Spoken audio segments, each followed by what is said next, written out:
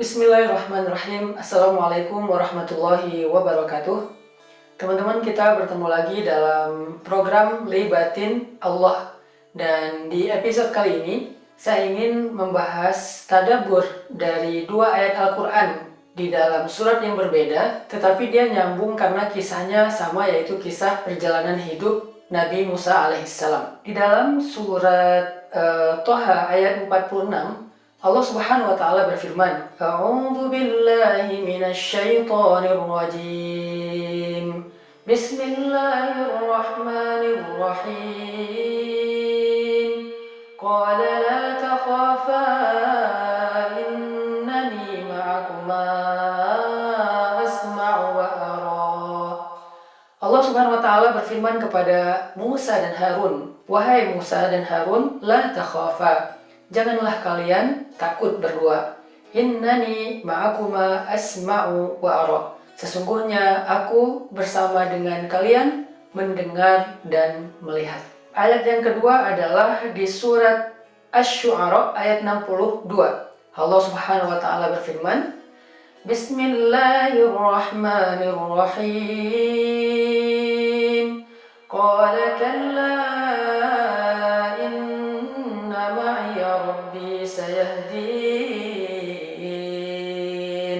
Musa berkata, "Sekali-kali tidak, sesungguhnya bersamaku ada Rabbku yang akan memberikan jalan kepadaku." Dua ayat ini tuh sebetulnya memberi kita sebuah nasihat tentang bagaimana cara kita melibatkan Allah dalam urusan hidup kita, bahkan sejak awal sampai akhir. Jadi bukan hanya melibatkan Allah di awal aja, atau melibatkan Allah di akhir ketika udah mentok. Tetapi ini gimana cara melibatkan Allah sehingga muncullah ma'iyahnya Allah, kebersamaan Allah dalam urusan kita, dalam hidup kita dari sejak awal sampai akhir. Gimana caranya?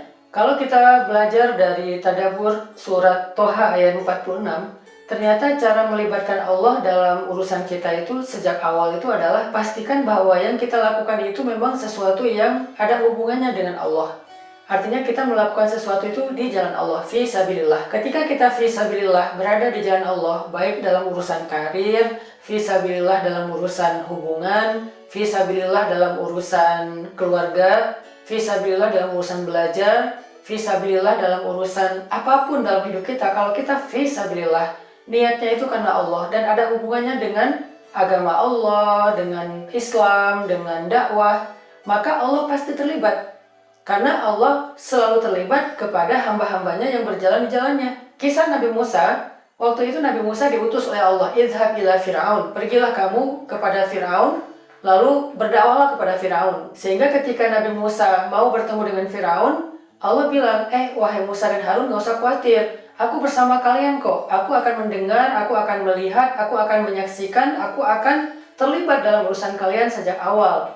Sehingga gimana cara kita untuk men-switch niat kita supaya apa yang kita lakukan itu ada hubungannya dengan Allah. Sederhana sih, kita coba renungkan apa sih hubungannya antara yang kita kerjain itu dengan ibadah. Apa hubungannya antara yang kita kerjain itu dengan dakwah. Misalnya teman-teman dalam urusan karir.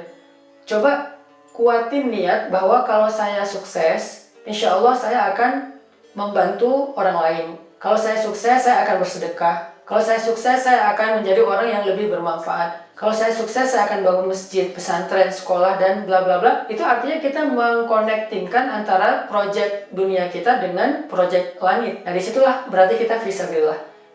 Atau misalnya gini, kalau saya dapat proyek ini, insya Allah saya mau mengumrohkan ibu saya, mau mengumrohkan guru saya. Itu berarti kan ada hubungannya dengan agama Allah atau ibadah. Atau misalnya kalau nanti saya misalnya nikah sama dia, saya pengen belajar bareng dia untuk lebih dekat kepada Allah. Saya pengen ke ta'lim bareng, saya pengen tahajud bareng.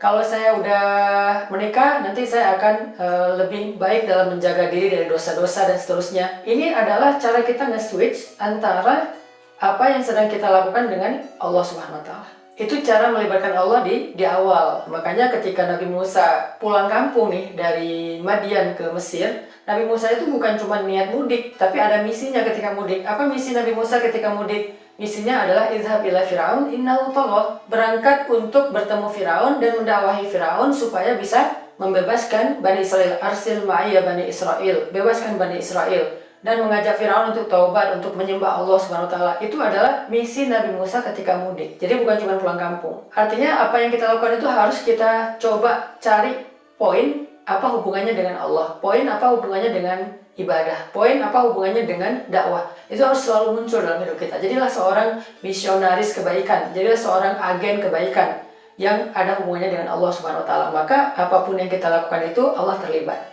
Apapun Allah terlibat. Kemudian ketika dalam perjalanan bagaimana melibatkan Allah sampai di akhir? Belajar dari surah Asy-Syu'ara tadi, yaitu kalla inna ma'iyya rabbi sayahdin. Ketika pengikut Musa bilang, ya Musa, kita ini celaka, kita akan ketangkap sama Firaun, kita akan dibunuh sama Firaun, kita udah mentok, di depan kita laut, di belakang kita tentara. Nabi Musa bilang kepada kaumnya supaya mereka tidak berputus asa dari ma'iyah atau kebersamaan Allah. Kata Nabi Musa, kalla, enggak seperti yang kalian anggap bahwa Allah nggak terlibat, kita sendiri, kita ditinggalkan, kita bakal dibunuh, kita bakal disakiti sama tentara Firaun.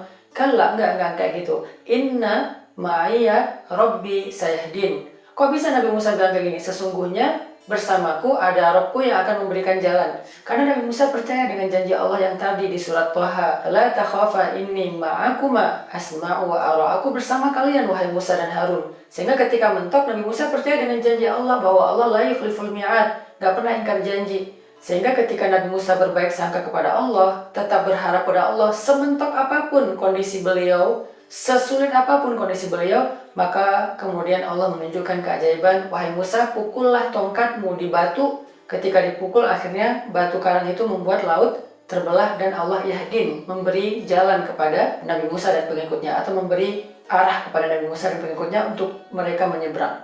Nah, ini adalah cara melibatkan Allah yang kedua. Jadi yang pertama adalah tetap di jalan Allah, yang kedua tetap berharap dan berprasangka baik kepada Allah walaupun udah mentok, seperti materi kita sebelumnya. Karena Allah berjanji, walladzina jahadu fina lanahdiyannahum subulana. Orang-orang yang tetap di jalan kami, berusaha untuk tetap istiqomah, pasti kami akan memberikan jalan-jalan kami. Arti jalan-jalan di sini itu banyak solusi, bukan cuma satu solusi.